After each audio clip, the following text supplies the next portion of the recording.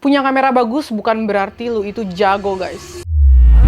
Videography is not just about recording what we see in the front of our eyes. Besides, we can also capture, explore, and compile them into a story.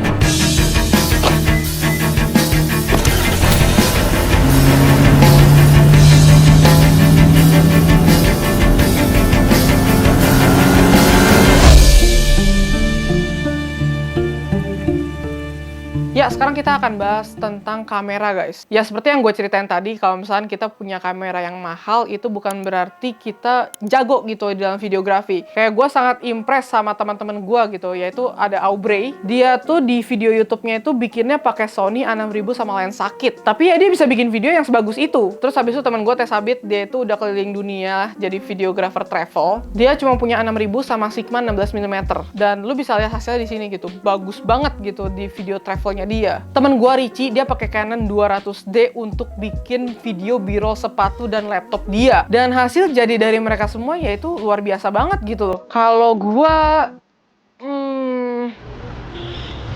Sebagai pekerja lepas, pentingnya untuk bisa bertanggung jawab ke diri sendiri. Dari waktu dan tenaga, bahkan uang karena sesuatu yang tidak pasti. Setiap kali gue dapat penghasilan, gue selalu menyisihkan sebagian untuk investasi. Gue sendiri pakai aplikasi Stockbit, banyak fitur lengkap dan mudah dipahami. Dari Stockbit Academy, virtual trading, sampai ke Snips dan Stream. Belajar investasi bareng Stockbit. Yaps, di sini gue pakai Sony A6400 gue yang gue pakai sekarang, sama gue pakai lensa 30mm f1.4 dan gue pakai lensa 18-105 f4 dan gue shoot di 4K. Ya, meskipun peralatan gue masih belum terlalu profesional, tapi gue sebagai filmmaker harus memaksimalkan peralatan yang ada supaya ya gue bisa menghasilkan karya yang bagus dengan kamera yang gue punya gitu. Menurut gue, kalau misalnya kita punya kamera dan peralatan yang mahal, itu nggak bikin kita keren, guys. Tapi kalau misalnya kita bikin karya yang bagus dengan kamera yang mungkin orang lain bakal bilang itu hasilnya jelek, itu baru keren.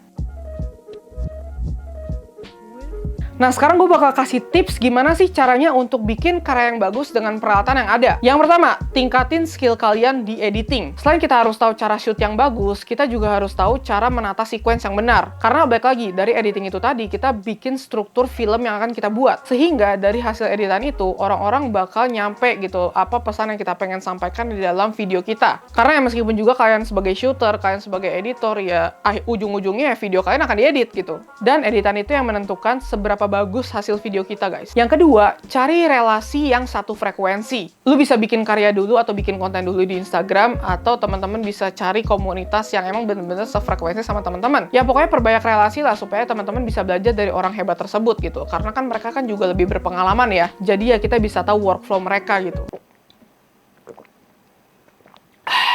Yang ketiga, nabung ke hal yang lebih penting sesuai kebutuhan kalian. Dengan cara ya kalian belajar skill baru dan habis itu kalian ikut sama orang-orang yang lebih berpengalaman. Nah kan otomatis kan kalian kan dapat penghasilan. Ya sebenarnya sih agak ribet sih, cuman ya untuk memaksimalkan ya supaya kalian juga bisa nabung juga gitu. Ya kalian harus usaha, guys, untuk mendapatkan sesuatu yang mungkin kalian bisa pakai untuk menciptakan privilege kalian sendiri.